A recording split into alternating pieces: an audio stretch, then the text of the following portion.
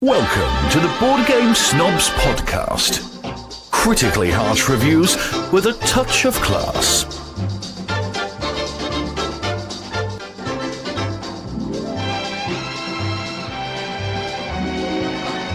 Go. Hey, you know what I like? Hey, why gonna blow their eardrums I'm out? not blowing anybody's That eardrums. sounded like you were angry. I wasn't. I was trying to get your attention. You got it. All right, good. Go. All right.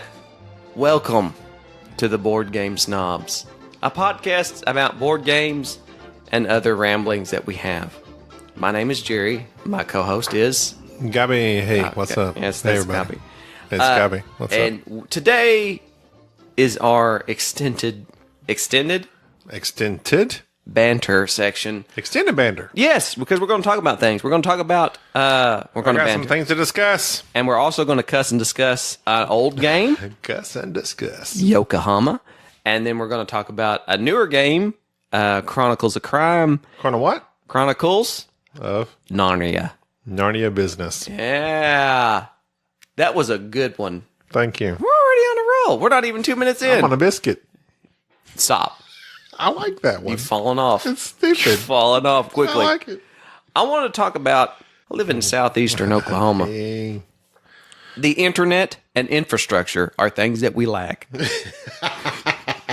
That's why me and Jerry literally have to be together to podcast because he has no internet at his home. Yes. There's no Skyping in. Impossible. But But I like to see you in person. things have changed.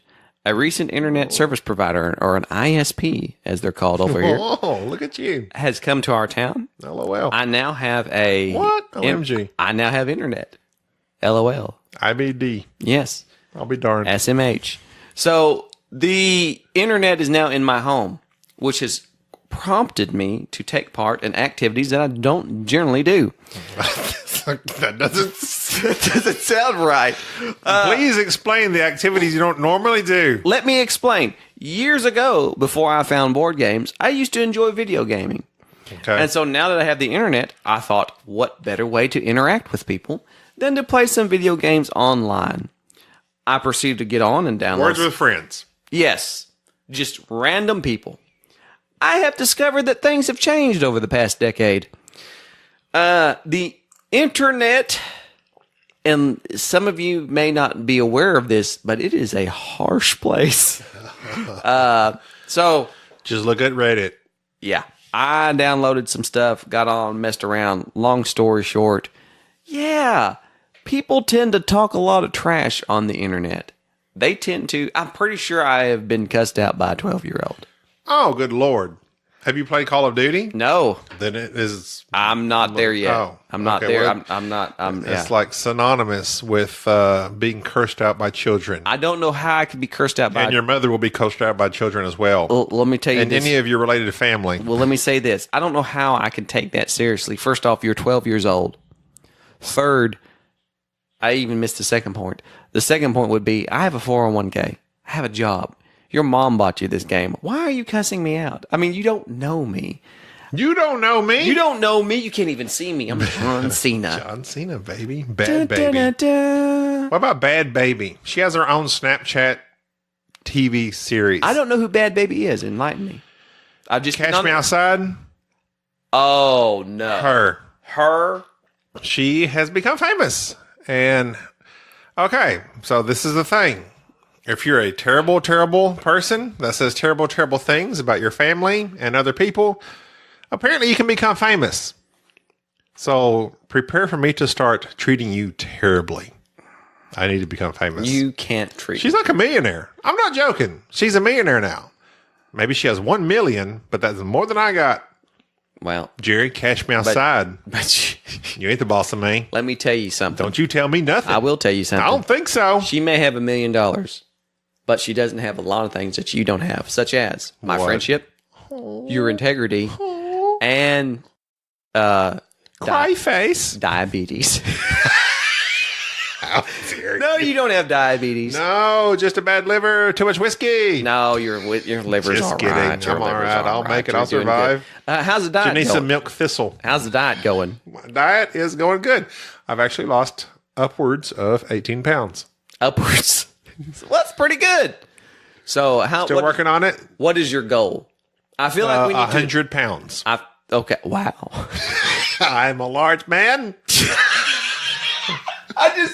It just dawned on me that you're literally 2.5 times the man that I am.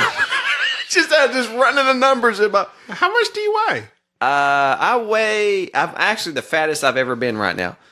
I am 186 pounds. Oh my God. Fortunately, I'm slightly below 2 times your size. I did get up to 360. Okay. I'm down to 343. Nice. This needs to be a part of the podcast. At every banter weight? sanction, guess Gobby's weight. But no, because I'm trying keto. That's all the rage these days. It is but the it works rage. really good. Have you but tried also quinoa? With intermittent keto with quinoa. the quinoa. I know quinoa. Gina made it. Here's the thing. I embarrassed myself because somebody told me it was pronounced quinoa, and I've been pronouncing it quinoa for like months until finally somebody. They straightened you out. I looked up how to make quinoa muffins, and you can't because they're called quinoa. And then they make like little cauliflower that's like rice. It's a rice substitute. Mashed potato cauliflowers. It's cauliflower instead of mashed potatoes. It's not that bad. It's not. Gina made something the other day. Rice. It was supposed to have rice. She made the cauliflower substitute. Mm-hmm. That was good. You put enough gravy on it. It's good. That's our new catchphrase. You put enough gravy on it. It's good. The only thing that cauliflower is bad. Yeah. I know what you mean. But I'm working on it. I need you to work on it because I can't have you die. Because I've taken account of my life. You have one friend. It's me. Pretty much. That's it. Everybody else does not seem to enjoy what I enjoy, such as. Enrique does. No, well, Enrique. But he's more like your son. Yeah, Enrique's like, yeah. He's my protege. He's your protege. He's my protege. I love that kid. The only thing is, I'm your peer that doesn't mind saying, "Hey, Jerry, I need some resistance." quit being that way." Yes. I can't find anybody who's as interested in the things that I am and will take the abuse that I dish out. This toxic relationship must maintain itself for at least the next three decades. And so that's what we're looking at here. Sounds good. One of the things I wanted to banter about getting back to electronic gaming. Oh, is that what we were talking about? Yeah, I don't like the toxicity that has been on, well. As regards to what? I mean, everything on the internet, but in specific, which point are you referring to? Here's what I'm saying. Correct me if I'm wrong. I will. I recently have gamed with people that I don't know, which is something that is out of the box for me. I went to a board game shop. People were playing a game. I showed up and I played it with them. What? I know. You have not told me this. I have not told you this because I was saving it for the podcast. Surprise! Wow. So it's like I had to teach a game. And first off, you know how I am about being taught a game. Right. I teach games. I'm not well taught. No, you're a jerk. Yes. That is one of my few faults that I have. You're very low patience. I'm very low patience, and I tend to get very irritated when people ramble and don't explain a game very well. So, right. Like I do. I played the game with some people that I didn't know. Had a fine time. Devastated them, by the way. Had a fine time. What game? The one that you have not played, Martin Wallace's Onward to Venus. Oh, okay. So, played it, liked it, loved it, fun. But Martin Wallace, of course. They were nice people. Like, nobody at any time disparaged my mother. Nobody said anything vituperative. Nobody did anything that was out of sorts. Huh. But you were definitely not on the internet then. Why is that when you play a board game with somebody, it tends to attract the style of people who just generally... Is it because you're one-on-one with them? Classy style of people.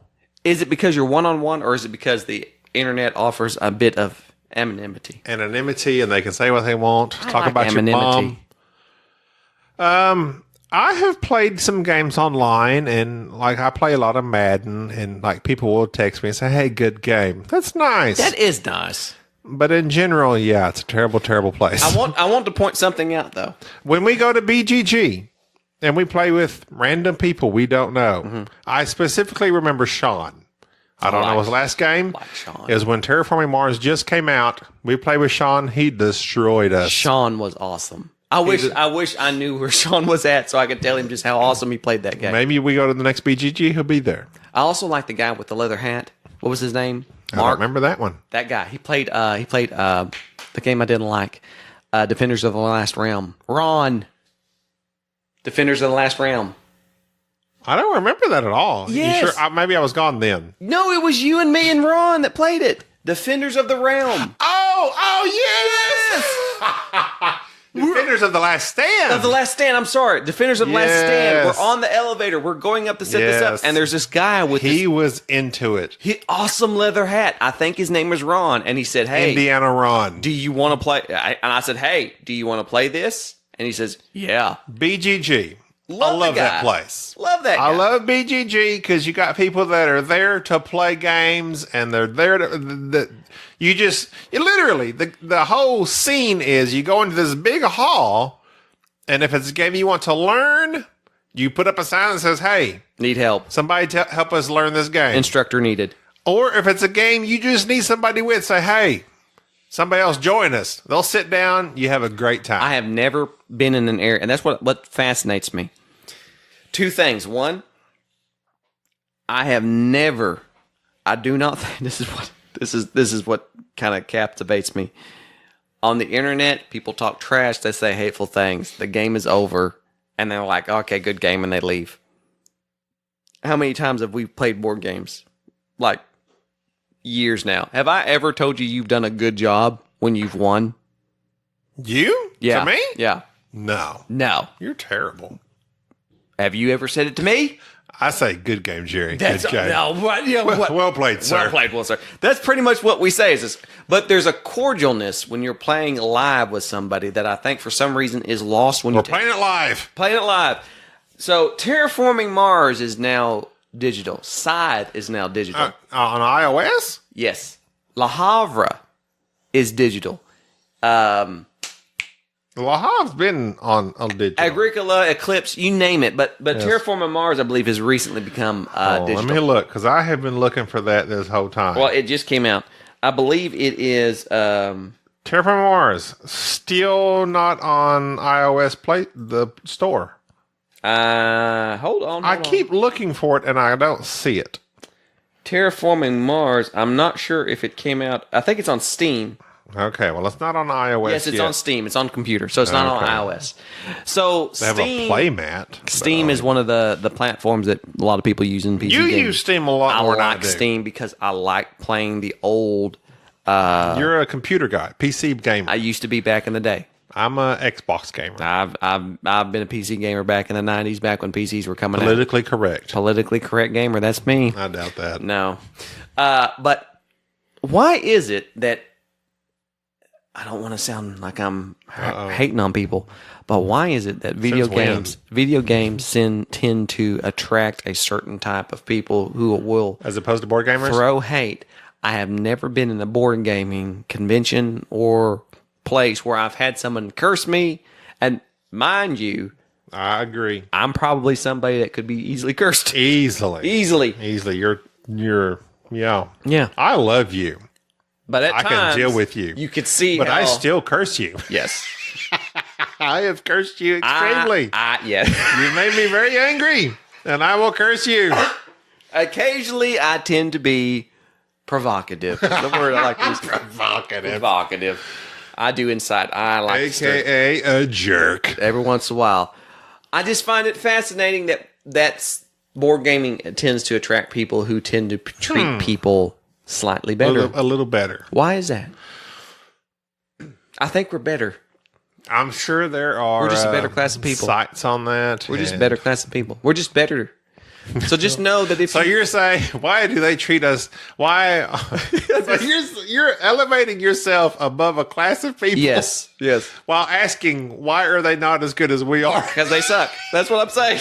They're not as good as us. I'm just letting all of our listeners know that if you play board games more than you do video games, you are inherently better than the rest of the world. You heard it here first. And thus, the problems in the whole world are not yours, are not your fault. No, so a group of people thinking they are better than another group of people. that is literally that has never caused problems in history. That has never been a problem historically speaking. We're okay. Friends, welcome to the Board Game Snobs podcast. Follow us on Instagram, Twitter. You are welcome here if you are of a better class of people. That's why. But if you play Call of Duty, if you are... So the guy that bests you and talks trash to you... If you are NOLO He's better than 164, and I'm just going to say right now, the things that you said about my mother, that's rude. As you are blocked forever. As the little girl from Full House would say, how rude. I played Fortnite. Even Jar Jar Binks. I played Fortnite. Fork knife? Fork knife. What'd you do? Because it's the most popular game right now. All the kids are playing it. I downloaded it. And you're like, where's the forks? Where's the knives? There were no cutlery. No cutlery to be seen anywhere. They drop you onto this thing, and it was terrible. It was terrible. And I am scarred. My psychiatrist told me, don't ever do that again. I have deleted it. I'm done. One round. Yeah. Not the for place me. for you. Not for me. Whereas when you come play with me, I'm like, hey, Jerry, welcome. Welcome, Make my me friend. a cup of tea. Welcome, my friend. Have a cup of coffee. Let us sit down and enjoy Yokohama Community together. coffee is my favorite coffee. If you're from the We all drink out of the same cup. if you're from the Baton Rouge, Louisiana area, You take a sip, then I take a sip, that's just then how it Enrique goes. takes a sip. That's what Community bolsters coffee. our immunity. Because you got all kinds of stuff. I do. Clam diddly. Why did you keep... Look. Never mind.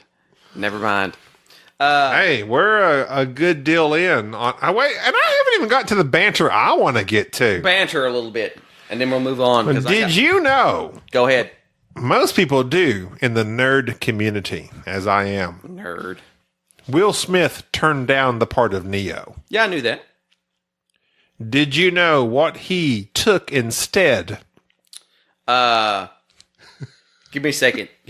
Was it Wild Wild West? Yes. Yeah. One of the worst Yes. movies with one of the best actors. I love Kevin The Kline. two best actors. Love Kevin Kline. Will Smith, lots of charisma. Kevin Kline, just a solid. Love Kevin Good Kline. actor. He did Hamlet back in the day. What's your favorite Kevin Kline movie? Go. A Fish Called Wanda was pretty good back in the day because it had John Cleese and the guys basically from Monty Python and Kevin Kline. I've never seen that movie. I think I've seen parts of it, but you gave me the wrong answer. I'm looking for one specifically. You're looking for one Kevin Kline show? One Kevin Kline movie. Specifically? And it's old school.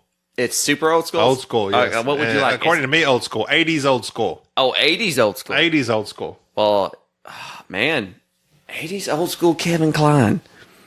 Man, I'm blanking. Are you sure it's 80s? If it's not 80s, it's... hold on. Well, yes. Okay, I don't know it. Silverado.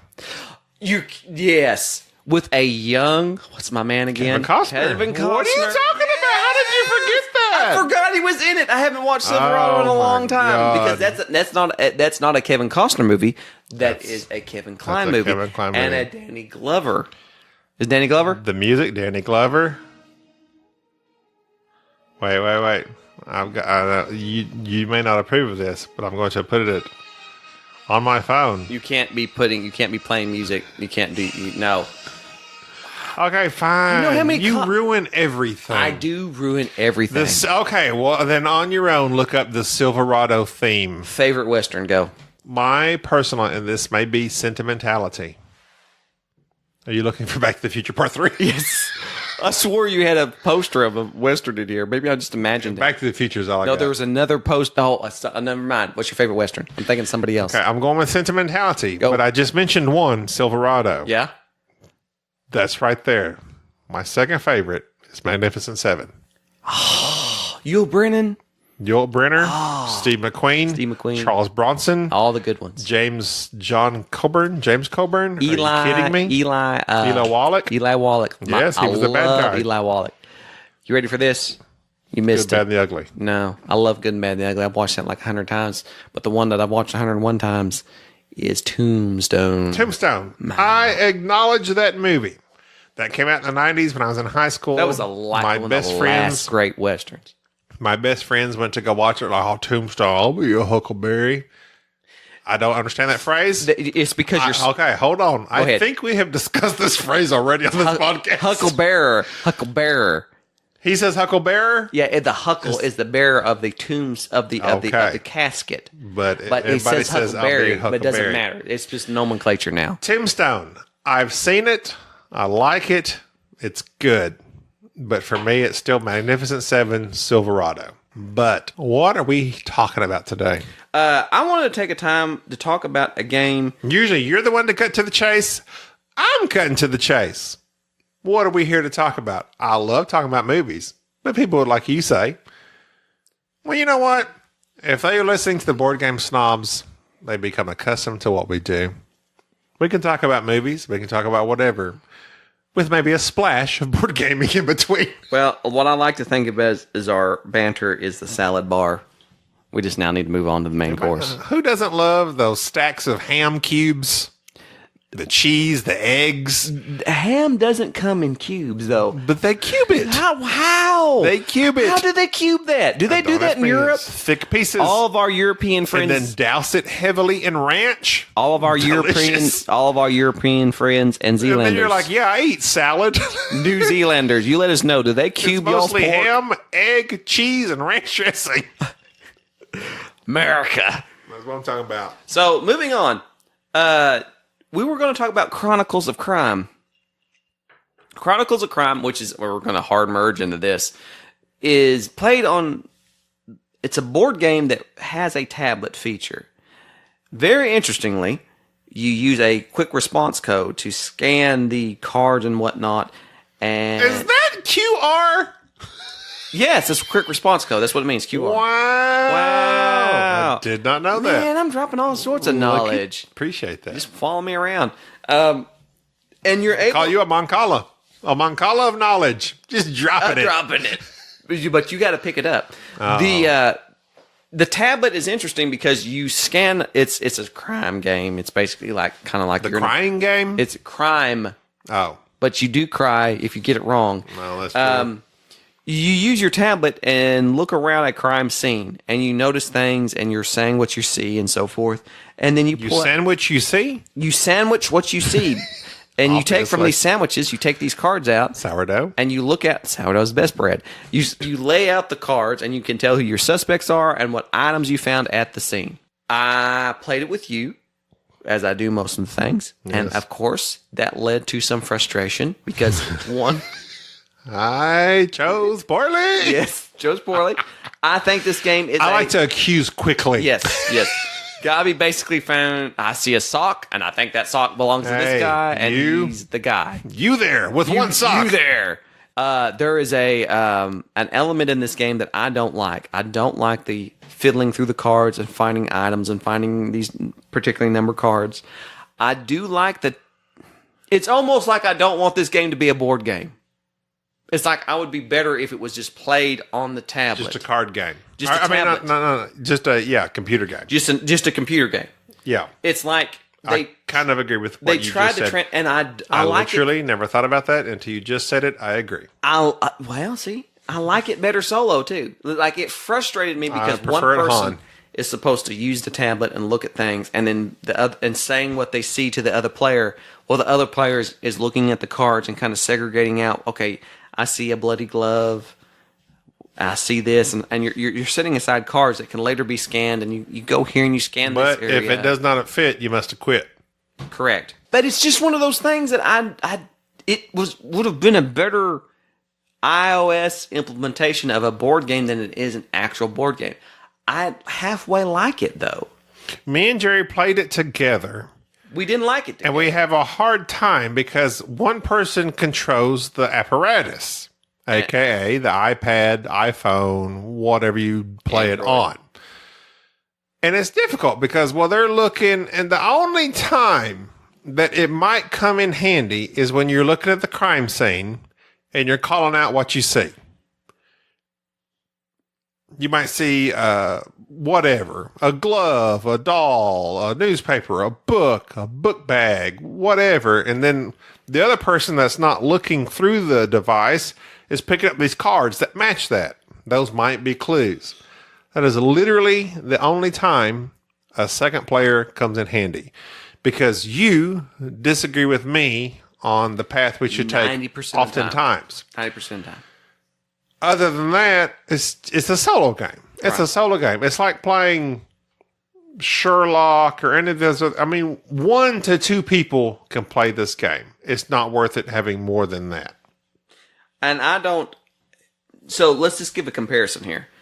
If you are the type that you and yours have played through Sherlock Holmes, the Consulting Detective, if you then by all means, this is just Sherlock Holmes without Easy. Yeah. Easy mode. They implemented it. You might not like the tablet, but if you are the detective type, Consulting Detective is up your alley. You've already bought it. You've probably bought Detective by Ignacy Chavicek and Portal Games, which I've not played, but I'm wanting to at BGG.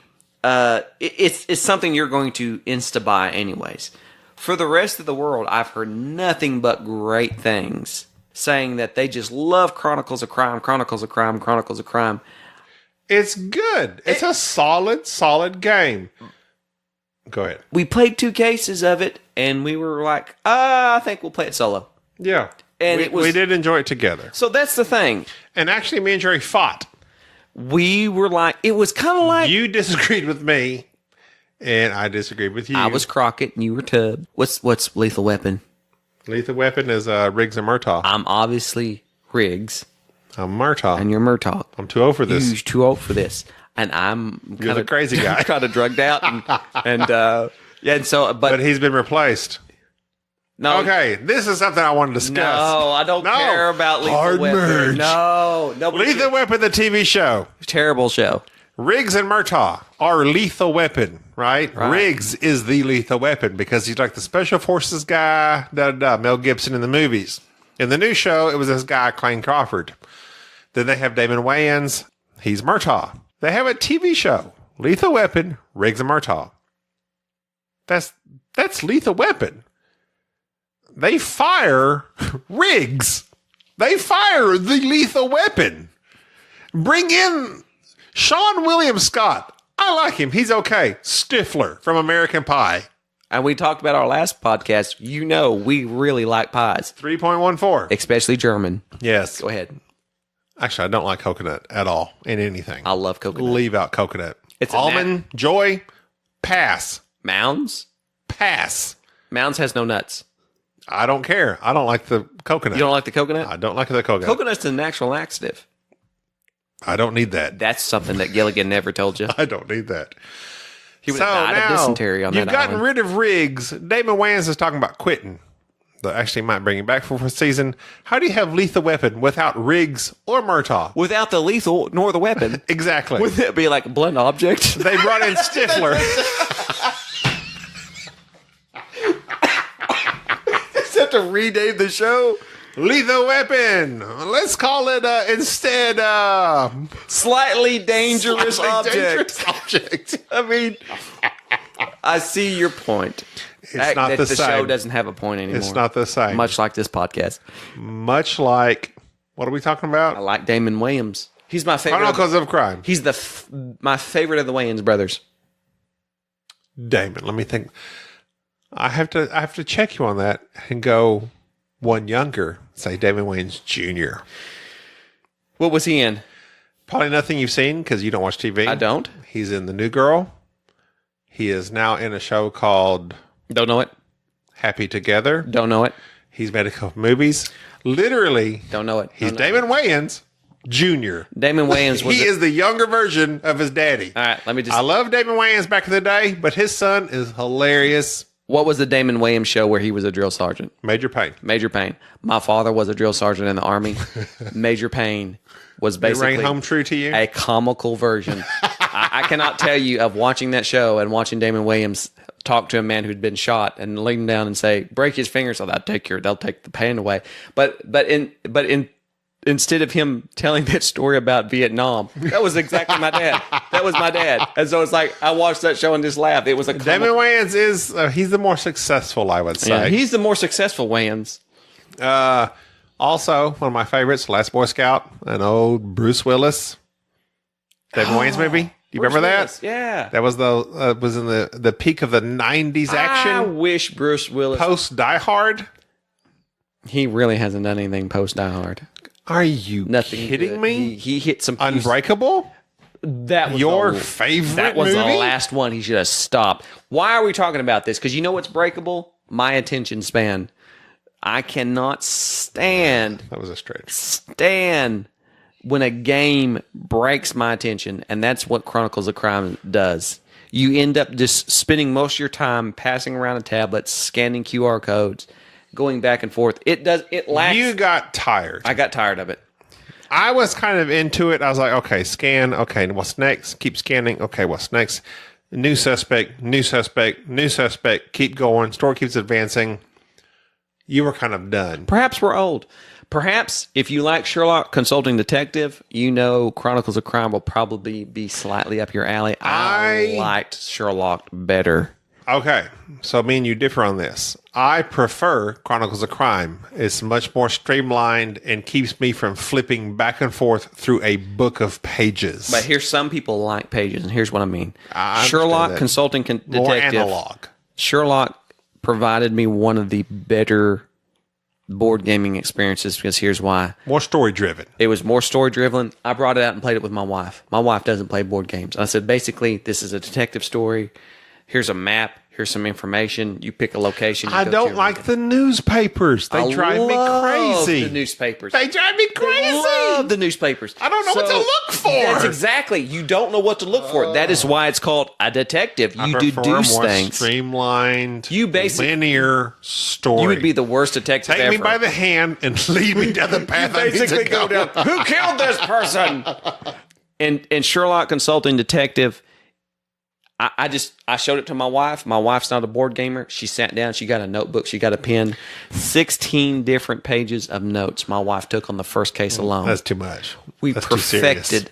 We solved the case. Did y'all beat it? Yes, and You beat Sherlock. Yes. In the first case. Yes, nailed Aren't it. you a know couple why? of geniuses? Because we just sat around, and it was a great experience. If you love That's good. That's what it's for. If you love Sherlock Consulting Detective, you might give Chronicles of Crime What? a look. It's fine. I enjoyed it. It's better solo, I enjoyed it. It is a good solo game. but it's not it didn't blow me away as it purportedly was supposed to. There is a lot of. I'm going to take that. It's a balance because Sherlock Holmes, there is a lot of flipping of pages, but I feel like there is a lot more consulting each other if you do play it in a 2-player game. Right. This game is Chronicles of Crime is simply scanning QR codes. And me yelling at you to give me the tablet. That's Yes. basically what I said half the time was give me the tablet, And go here. But it is frustrating because I can bounce scan around. I can scan a QR code of a dude I want to talk to, and you don't know, is he done talking? Well, if you scan him again, it adds time on to you, but maybe he's going to say the same thing. But other times you scan him again, he says something different. That was a little frustrating. I don't know how many times I'm supposed to scan this guy. And that adds on to your score. So if you're in it for the score, Chronicles of Crime it's a little iffy. If you're just in it for the story, you're going to enjoy both games. I don't. But Consulting Detective, to me, I agree. Chronicles of Crime is it's like the easy version of Sherlock Holmes. Not the dumbed down version? Is that what you're trying to say? The dumb version? The easy version. So if you like Call of Duty, what's the other one? The fork knife? No. And Overwatch? And Stop. Minecraft? You don't know what you're talking about. Didn't you just get on that? Stop. I'm You don't know calling what you I'm out. This kid, he's 12 It's like years old. Fortnite versus PUBG. Fortnite is the kids' version. PUBG is the realistic version. PUBG. See, you don't even know. I'm Players writing unknown this battleground. down. I'm about to be on there. All you PUBG players, you best watch it. I'm about to bring the pain. Fine, I'm bringing it. I'm- Fortnite, that's for the kids. I'm FR. You want to get real? PUBG. Chronicles of Crime for the kids. You want to get real? Sherlock Consulting Detective. Boom. moving on. I want to do a flashback and talk about a game that we have A flashback? Yeah. Kind of like it. All right. Flashback to an ancient time of Japanese commerce in Yokohama. We've mentioned Yokohama in the past. We recently played Yokohama again. It was about September, I think. Here's a problem, people. This is the problem that we have sometimes. We play a lot of games. We play a lot of new games. At times, you play a game, you love it, you put it on the shelf, and then if you're like us, you don't want to take it back out and try to learn it again. You're hesitant. Well, today we decided we were going to play Yokohama. Yokohama is by TMG Games. Mind you, I think they just completed a Kickstarter for Yokohama Duel or something of that nature. Yeah. Okay. And you can go back and get the deluxeified version You of can Yokohama. spend $40 and get some metal coins and some stuff that you don't wooden need. pieces. So everybody just calm down if you missed a Kickstarter. What I would say I is do like metal coins. watch out. They're called pennies. Watch out for Yokohama because it'll be now more readily available. Yokohama is the adult version, the discerning man's version of The snobby version. Istanbul. Oh. Fight me see on what this. you're saying. Fight me on this. I can't. Istanbul is a fine game. It won the Kennerspiel and all that stuff back in the day, but it does not have the nuance or the depth of Yokohama. Yokohama is a game that has a lot of things that are very fiddly. There's a lot of little pieces I don't like. It has a similar board. It doesn't. When I say a similar board, what I mean is Similar it doesn't board to Istanbul? have a board. It doesn't have a board. No, this is okay. This is one thing. I wish Istanbul had a board that you just fold out. That's for the 2-player. Okay. If you want it 3 or 4, you add a piece onto the side. The way this is one of my cons to the game. If you want to play Yokohama, it's all in pieces. Every board is different. You have to piece it together. Fiddly. I'll do some caveats, as they like to say, or preferences. This with K-Vats. K-Vats? That's the easy way to say it. K-Vats. Here's a K-Vat. I like Yokohama with just 2 players. I don't think, and here's why. You piece the board together utilizing these little overgrown tarot card-sized tiles. Nice artwork, but not needed. And there's these, it's a space hog. It's a table hog. It gets out there. But on a 4x6 table of Ultimate Gaming, we played in a small corner. I was eating dinner on one side. I had my laptop on the other, and Yokohama was spread feasted out. on 3/4 of the other side of the I table. took a nice nap on the other side. Yeah, I'm just saying it. But on a regular table, yes, it's a table hog. I don't like having to stand up to see something. I don't like something being too far away. I like everything in the arm's reach. It's fiddly that way. It's a fiddly setup. It's got a bunch of. This is we played it a couple times. Actually, we played it when we first played it. We played it like 3 times in a row. Then we came back. That was September. This is October, November, December, January, February, March. We're not in March yet. Oh, I'm sorry. I've traveled back. Maybe by the time this comes out, we'll be in knows? March. We're in the industry. 5 to 6 months later, we break it out again. We've kind of forgotten how it goes. We got the general idea in our heads. We watch Paul Grogan. Watch it. No, my bad. Not watch it played. Gaming Rules. Gaming Rules, the British guy. Explains it very well. We set it back up. We're good to go. And setting up, it is a pain. There's a bunch of tiles, a bunch of fiddly pieces. A major pain. Major pain.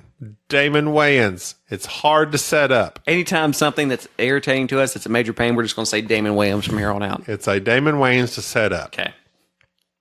We set it all up, a.k.a. Jerry sets it all up because I was like, Jerry, I'm out on this game. You set it up. You remind me. I'll play it again. I remember liking it.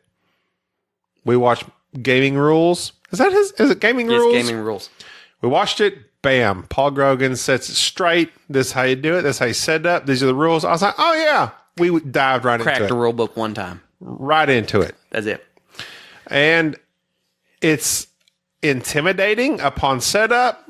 Gameplay is so simple. Simple. And it is so simple. So good. If you are a fan, I'll say this. If you're a fan of Istanbul, if you know what Istanbul is, you've played it and you've liked it. This is a thing with Istanbul.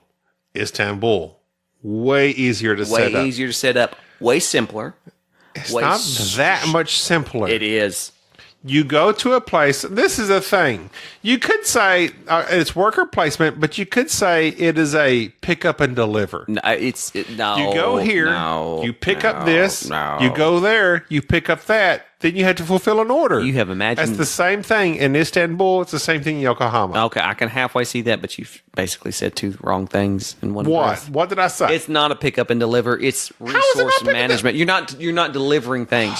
You are. I'm nitpicking. Okay, I gotta pick up a fish, and I gotta go here and pick up some silk, and then to fulfill the order, I've got to deliver that, right? You don't deliver it. You just do it.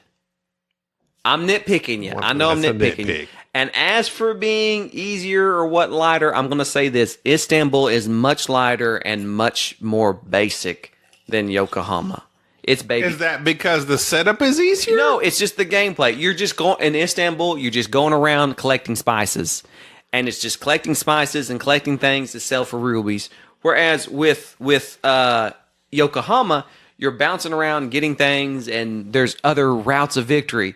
You're giving money to the church, and you're giving money to you're giving custom resources. You're putting things through customs. There are some in-game scoring that is a little more involved. It's a bunch of variable Whereas ways. Istanbul is like you collect the rubies first, you win. Yokohama, there's multiple paths to victory. Istanbul is all about the spices. As I have thought about it, I agree. Istanbul is easier. It's a little more gamier than Istanbul. Istanbul is baby spice. Yokohama is posh spice for all of our Euro friends. In Yokohama, let me describe the mechanism and why Yokohama is so good. You have these spots out there that you're going to that you collect these various resources. Nothing special. Nothing special about that. But during your turn, you have these little workers that you place out. And on your turn, you can place 2 workers in one spot or 3 scattered out amongst the board. And then you move your president, El Presidente, around the board. And wherever he lands, he has to follow wherever his workers are at in the line. Wherever he lands, he activates that spot. And however many workers they are, that's how powerful the action is. So if you got 5 workers on the spot, you get the power of 5, which is shown on the board of what that little spot is. So say you're on the fish board, you have 5 workers give you 5 fish. It's not hard. It doesn't take a mathematician to figure that out.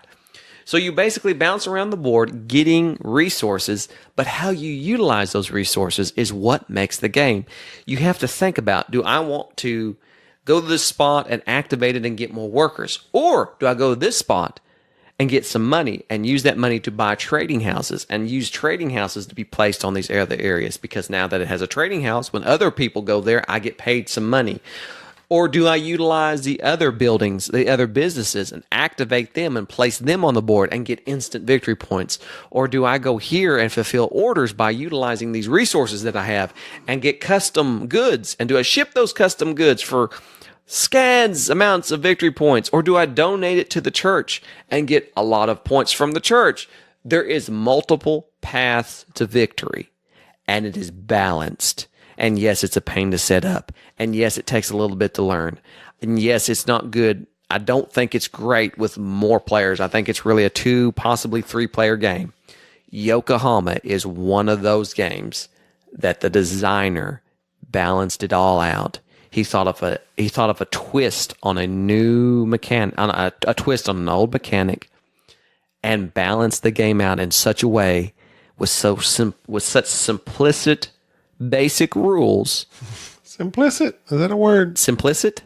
I'm complicit in saying simplicit at sometimes. Simplicit? I don't know. It's simplistic, but yet it is a little bit fiddly when you begin to set the board up and kind of understand it. But afterwards, good Lord, yes, it's wonderful. I'm going to say right now, Yokohama is definitely top 20 for me. Here we go. Speaking of which, definitely top 20 for me. It's so simple, but yet it's so just like everything else. The strategy is there. You have to make some what do they call that? Tactical moves. Like if you go to a spot that I need to go to, but they end up buying a card that allows me to go to where you're, what do they call that? President? Yeah, that's your president is your main guy. that you Yeah, moved the around. president. So you can make moves to alleviate that, buy these cars to alleviate things. It is a highly strategical game. Right. And Jerry beat me Soundly. soundly. I started off well in the lead because I was going tactically. I went the short game. But And you we're- went the long game. This is what I liked about it. This is another thing. I'm glad you brought that up. Just to give you a reference, I lapped the board in terms of scoring on it, but it was, and so did Gobby. But Gobby played short game and was well ahead of me until the last third of the game. Yeah. Where my long-term planning started paying off. Yes. In the game, you can collect orders, kind of like another favorite game of ours, Viticulture, where you get orders and then you fill orders, and you are selective about one thing I like about Yokohama that I don't like about Viticulture. Viticulture, random orders. Yokohama, you buy them from a board. I got to buy and select what orders I wanted to take. I could see what I needed to got fill them, that. and I could see what I got when I fulfilled them.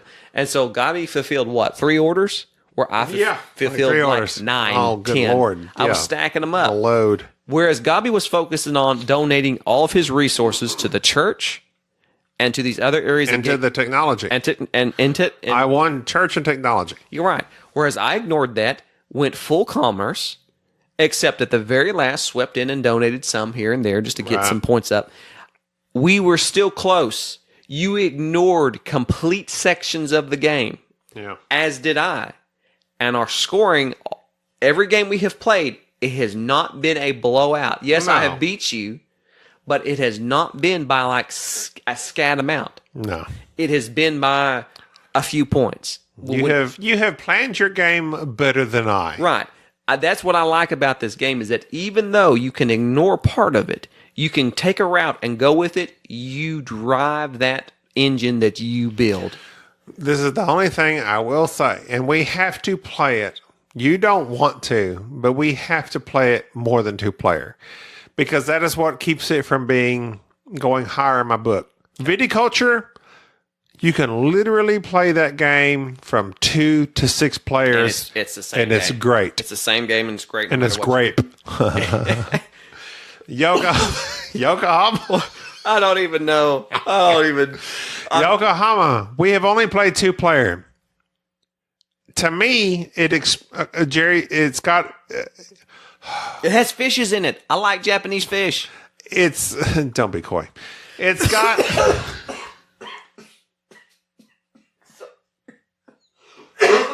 Sorry. What? You caught me in a. Sorry. Okay. When you're. If you're going to make a bad joke, do it when I'm not. Okay. Go ahead.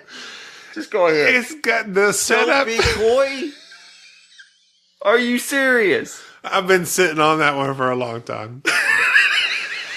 It's a game where it's variable in setup depending on player, correct? Right. We need to play it with 3 or 4 players. I'll bring the boy over. I don't think it will make that much difference. And I think if we do that, and it does not, this game could supplant viticulture for me. Heresy. Are you serious? Do you think you think that Yokohama may be better than viticulture?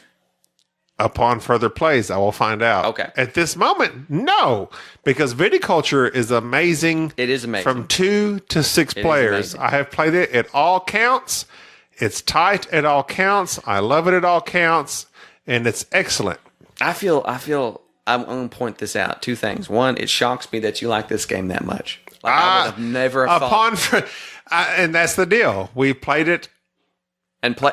I just every time we play it, I notice that you're over there and you're doing that thing when you're thinking, like you're sitting there and you're actually going, I'm gonna do this, I'm gonna do this, and you're not just going. I guess I'm I'll actually go. trying to figure some stuff I guess out. I'll go over here and I mean, you. Gabi has this thing where he doesn't know what he's doing and he lets you know. I have no idea. It's like Sometimes I win. I don't know what's going on here. Crusaders, I defeat you every time, not knowing time. what I'm doing. I know what I'm doing.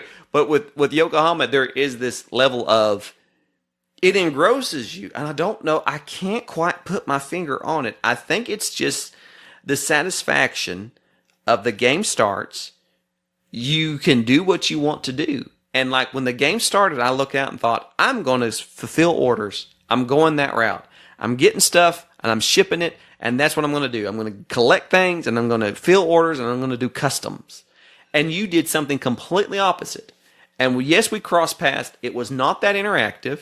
No. But there was that sense of sometimes. There was maybe, honestly, this game, I think there was twice. I was like, oh, Jerry's where I want to go. It's a race because you're trying to get things done. And it is that typical Euro feel of, you took this thing from me. I guess I should go do this. Yes.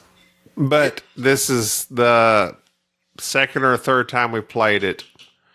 We need to play it with multiple players. Okay. And then I will know truly where this game sits in my heart. I have played, this is the one thing that differentiates it for me as well. And this is something that makes some games better to me. What's that? I love a game that has a solo version. I do too. Viticulture, to me, with the Automa, it's completely random. But sometimes it will get you just when you need to go somewhere and it nails you to the wall. I'm like, that is great. I love the Automa. Almost all the Automa on all the Stonemaier games is great. Mm-hmm. Even the games like Raiders of the North Sea has the Automa that they've built into that. I love that. I wish Yokohama had something like that. It may be too difficult because of the scattering of the assistants. Correct. And you have to... It's too detailed for that. But that's the reason Viticulture, for me, is ahead of almost every other game, because from 1 to 6 players, it's amazing. I just realized something as we're talking about Japanese, Chinese themed games, and just Asian. Just looking around, it dawned on me how many games of that theme that we have that we dearly love. We just played Samurai for the first time, a Reiner Knizia game. It's very light. Really enjoyed it. Yokohama is awesome. Much older Shogun. I love Shogun. Gates of Liu Yang. Another good one. Yes. What's the card game that we always play that I always mispronounce? Hanamakoji? Hanamakoji. And not to forget Kanigawa. We forget about Kanagawa. Forget about Kanagawa. We forget about it. Great game. We've gone on too long about this. We're good. All right. That's all I've got to say. Send us an email on boardgamesnobs.com. Boardgamesnobs. Jerry loves email now. I love email. Send it to him. I've changed my mind. He loves attention. I recant everything I've said. Please send us emails because we love you, even though we don't know you. And, well, no, that's not true. We're glad that you listen to the podcast. This is Jerry. Dude, I'm done. You're going to sleep. I am. Okay. Good night, This all. is Gabi. This is Jerry. We love you. Thank you for listening.